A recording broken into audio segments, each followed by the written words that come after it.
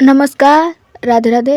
तो कैसे हो आप सब? आई होप आप सब बढ़िया होंगे, मस्त होंगे, एकदम बिंदास होंगे। तो मेरी ये स्टोरी कुछ राज में आप सबका वेलकम है। भाई काफ़ी दिनों के बाद मैं ये स्टोरी आज रिकॉर्ड कर रही हूँ। फाइनली जिसको ये स्टोरी चाहिए थी वो आज आ ही गया।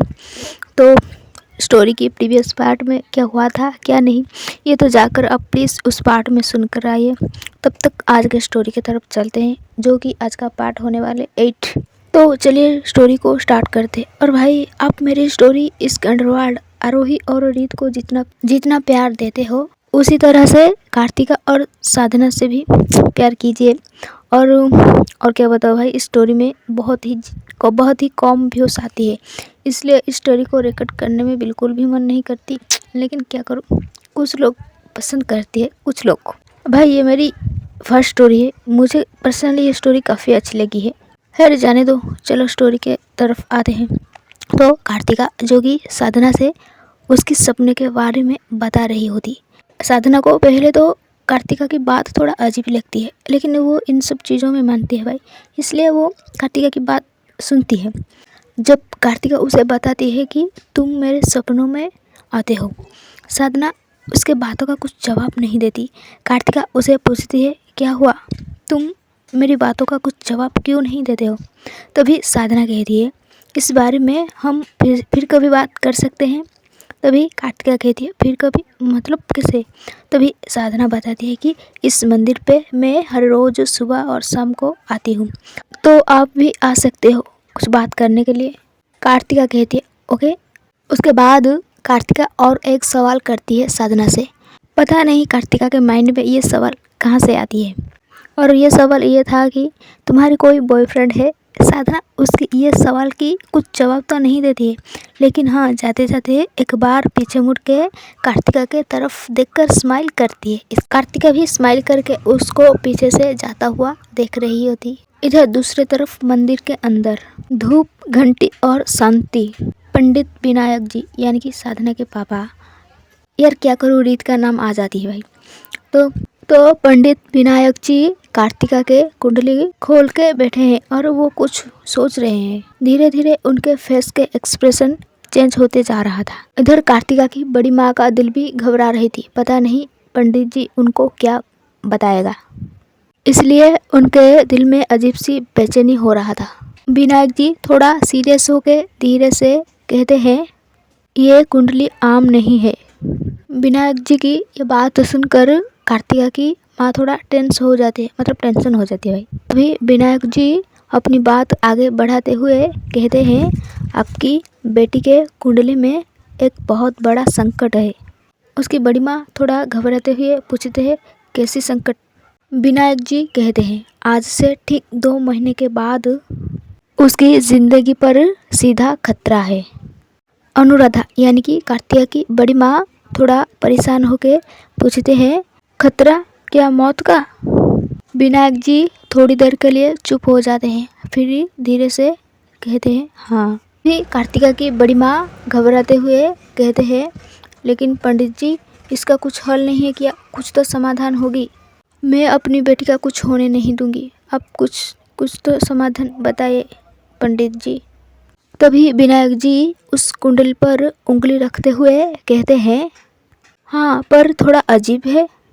अनुराधा कहती है, अजीब मतलब क्या पंडित जी? कार्तिका की इस कुंडली में लिखा है उसकी जीवन एक लड़की से जुड़ा हुआ है, इसकी शादी एक लड़की से होने वाली है। ये सुनकर उसकी बड़ी माँ शौक तो नहीं होती है, लेकिन वो जैसे कुछ समझ रहे हैं।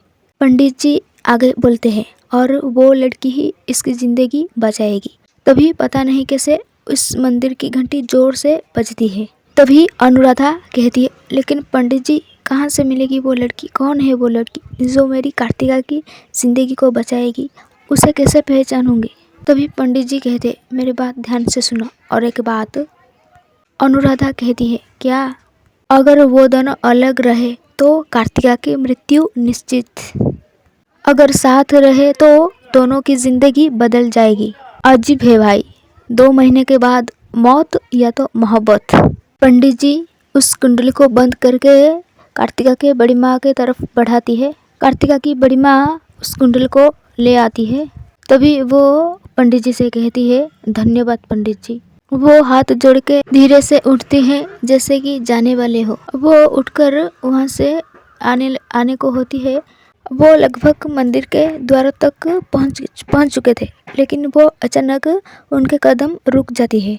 वो फिर से पीछे मुड़ते हैं धीरे से, पर अंदर से बेचैनी। कार्तिका की बड़ी माँ कहती है, पंडित जी। उसके बाद विनायक जी उनके तरफ देखते हैं। अनुराधा कहती है, आपने कहा मेरी बेटी की जिंदगी उस लड़की से जुड़ी है, पर मैं कैसे पहचानूंगी उसे? डायरेक्ट नहीं तो कुछ इनडायरेक्टली तो बता दीजिए। अनुराधा की ये बात सुनकर पंडित जी थोड़ा अपनी आंखें बंद कर लेते हैं, जैसे कि वो कुछ महसूस कर रहे हैं। पंडित जी अपनी आंखें खोल के धीरे से और स्पिरिचुअली ट्यून में कहते हैं, वो लड़की दिखने में आम होगी। आम मतलब मैंगो नहीं है भाई, साधारण। उसके बाद पंडित जी अपनी बातें को आगे बढ़ाते हुए फिर से कहते हैं, उस लड़की के पास एक अजीब सी शांति होगी, जैसे उसके पास आते ही मन शांत हो जाता हो, जैसे किसने ये भीड़ भरी दुनिया में अचानक एक सुकून सा कोना बना दिया हो। विनायक जी फिर से कहते हैं, वो रोशनी होगी और आपकी बेटी अंधेरा। जब दोनों पास होंगे तो ये रोशनी जीतेगी, ये अंधेरा उसे अपनों में समा लेगा। बड़ी माँ धीरे से कहती है, ये तो रिश्तों से ज़्यादा जंग है। पंडित जी कहते हैं, नहीं, ये संतुलन है। पंडित जी अपनी बात आगे बोलते हैं, जब वो लड़की आपकी बेटी के पास होगी तो कार्तिका की गुस्सा थोड़ा शांत हो जाएगा, उसकी आंखों का बोझ हल्का हो जाएगा। वो लड़की डरती नहीं होगी, ना अंधेरे से ना ही सच से। वो कार्तिका के पास आएगी, भागेगी नहीं। और सबसे बड़ा संकेत, वो भगवान पर विश्वास करती होगी। बड़ी माँ पंडित जी के बातों को बड़ी गौर से सुन रहे थे। जैसे ही पंडित जी की बात खत्म होती है, तभी कार्तिका की बड़ी माँ कहती है, समझ गई पंडित जी, वो लड़की मेरी बेटी की रक्षा कवच बनेगी। इतना बोल के कार्तिका की बड़ी माँ बाहर आ जाते हैं। बाहर कार्तिका कार के पास खड़ी है। उसकी बड़ी माँ कार के पास आती है और कार्तिका से कहती है, कार्तिका। कार्तिका पीछे पलटती है और उसके बड़ी माँ के तरफ देखकर कहती है, हाँ बड़ी माँ। उसकी बड़ी माँ कार्तिका के फेस के तरफ ध्यान से देखती है तो उसके फेस पे एक प्यारी सी मुस्कान थी, जो कि उसकी बड़ी माँ ये बात नोटिस करती है, लेकिन कुछ पूछती नहीं है। तभी कार्तिका थोड़ा हंसकर कहती है, बड़ी माँ, क्या बोला आपकी पंडित जी ने? ज़रूर कुछ इलॉजिकल बात तो बोले होंगे। तभी उसकी बड़ी माँ कहती है, बेटा ऐसे मत बोला करो। कार्तिका कहती, अच्छा सॉरी बड़ी माँ, अब घर चले? उसकी बड़ी माँ हाँ में भरती है। कार्तिका कार की डोर ओपन करती है। उसके बड़ी माँ जाके कार के फ्रंट सीट में बैठ जाते हैं और कार्तिका भी आके ड्राइविंग सीट पर बैठ जाते हैं। दोनों ही कार में बैठते हैं। उसके बाद कार्तिका कार को स्टार्ट करती है और वो दोनों वहाँ से निकलकर अपने घर के ओर आने लगते हैं। तो कार्तिका कार चला रही होती और उसकी बड़ी माँ वो बिल्कुल शांत बैठी थी। वो जैसे कुछ गहरी सोच में थे और थोड़ा परेशान भी लग रहे थे। कार्तिका अपनी बड़ी माँ के तरफ देखकर उनसे पूछती है, बड़ी माँ क्या हुआ, सब कुछ ठीक तो है ना? अब इतना उदास क्यों लग रहे हो? क्या हुआ बड़ी माँ? क्या उस कुंडल की वजह से कुछ अब सोच रहे हो क्या? उसकी बड़ी माँ मना कर देती है, नहीं कुछ नहीं। कार्तिका से ये बात वो कह नहीं सकते क्योंकि उनको पता है कार्तिका 1% भी उन ये बातों पे बिलीव नहीं करेगी। उसकी बड़ी माँ कहती है, नहीं ऐसे कुछ नहीं है। उसके बाद कार्तिका ड्राइव करते हुए कहती है, फिर अब इतने चुप क्यों हो? तभी उसकी बड़ी माँ थोड़ा मुस्कुरा के मतलब फेक स्माइल करके कहती है, मैं सोच रही हूँ मैं तेरी शादी करा दूँगी। कार्तिका जैसे ही ये बात सुनती है, वो अचानक कार को रोक देती है। वो सडनली ब्रेक लगा देती है। कार्तिका कहती है, क्या शादी? एक्चुअली कार्तिका की बड़ी माँ को पता है कार्तिका को क्या पसंद है, इसलिए तो जब पंडित जी ने बोला कि कार्तिका की शादी एक लड़की से होने वाली है और उसकी ज़िंदगी एक लड़की से जुड़ा है, इसलिए वो ज़्यादा कुछ रिएक्ट नहीं किए।